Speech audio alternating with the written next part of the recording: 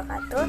Perkenalkan, saya Nasya Korelia, NIM F1C41926 dari Prodi Biologi B, Fakultas Sains dan Teknologi Universitas Jambi.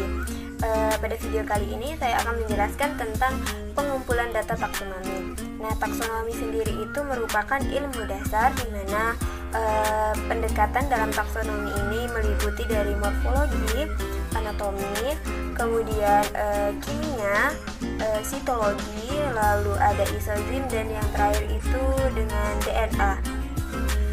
Selanjutnya itu ada voucher atau biasa yang disebut dengan spesimen bukti, di mana meliputi dari material hawetan atau herbarium, di mana herbarium ini berupa material kering, material basah (FAA), kemudian ada buah kering, biji, kayu. Lalu ada yang dinamakan dengan koleksi hidup, di mana koleksi hidup ini nantinya akan ditanam di kebun penelitian. Selanjutnya ada metode koleksi, di mana metode koleksi ini meliputi dari metode jelajah. Lalu ada bagaimana sih strategi untuk koleksi itu sendiri. Nah, yang pertama dilakukan itu adalah kita harus menentukan lokasi dan waktu.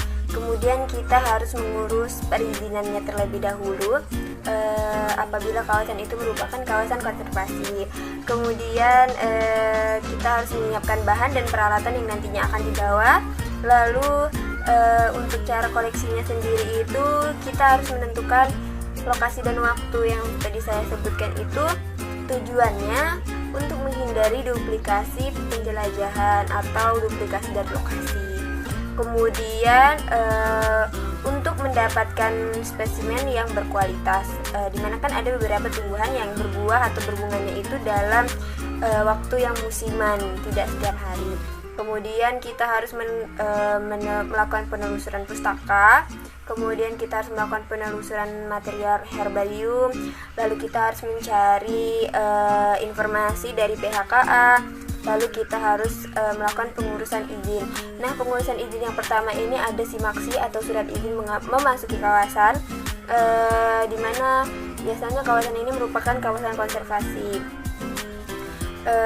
seperti cagar alam contohnya, di mana perizinan ini sendiri dapat diurus selama 1-2 hari.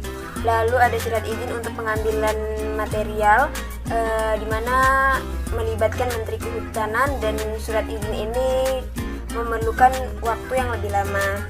Lalu ada surat izin untuk angkut material, di mana setelah kita ambil pasti kita akan membawanya misalnya ke laboratorium, maka kita memerlukan surat izin. Yang kita perlukan itu surat izin dari KSDA, kemudian dari Balai TN. Lalu apa saja sih bahan-bahan dan peralatan yang nantinya akan dibawa untuk di lapangan? Nah, yang pertama itu ada GPS, kemudian ada teropong, Hans lens perbesaran 10 x 20 kali, kemudian buku lapangan, lalu pensil untuk mencatat spesimen apa yang kita amati, lalu label gantung, kemudian kantong plastik, terus ada penggaris, lalu ada jangka sorong, gunting stek, kompas, altimeter, kemudian peta lokasi, dan kamera yang digunakan untuk memfoto spesimen-spesimen yang kita dapatkan. Kemudian bagaimana sih untuk membuat spesimen koleksi itu?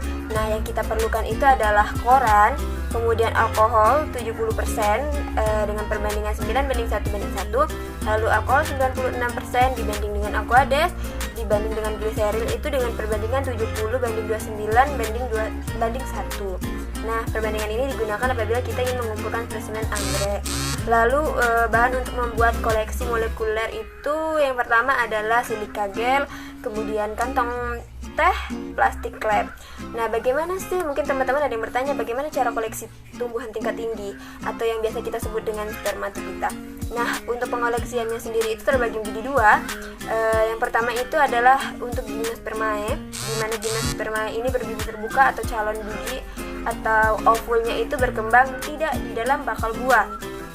Untuk contoh tanamannya sendiri itu adalah Genetum genemon, kemudian ada Pinus mercusi, lalu ada cicak serumpi. Bagaimana sih cara koleksinya gitu kan? Untuk cara koleksinya sendiri itu kita ambil bagian vegetatif, ditambah Strobilus jantan dan Strobilus betina. Mungkin di atas dapat kita lihat bagaimana Strobilus jantan dan betina itu.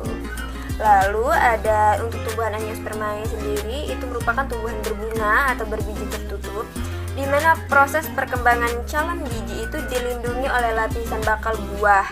Nah, untuk cara koleksinya sendiri itu jika memungkinkan kita koleksi seluruh bagian tubuhnya. Kemudian jika tidak bisa, maka minimal itu kita harus mendapatkan ranting yang berdaun dan berbunga. Lalu untuk beberapa takson dari Angiospermae ini, koleksi untuk buah sendiri dijadikan koleksi itu kurang bermakna karena buah sendiri agak sulit dipakai sebagai karakter penting. Kemudian jumlah nomor koleksi itu sedikit lengkap, di mana jumlah nomor ini lebih utama daripada jumlah nomor seleksi banyak tetapi steril. Lalu tidak diperkenankan untuk mencampur. Contoh yang kita dapatkan itu dari tumbuhan yang berbeda atau diambil di waktu yang berbeda, tempat yang berbeda, kemudian dikumpulkan di hari yang berbeda pula, karena hal tersebut dapat menyebabkan rusaknya spesimen-spesimen itu, kemudian dapat menyebabkan kegagalan saat kita membuat herbarium. Baiklah, sekian materi yang dapat saya sampaikan. Semoga materi ini bermanfaat bagi kita semua. Saya akhiri. Assalamualaikum warahmatullahi wabarakatuh. Sampai bertemu lain waktu.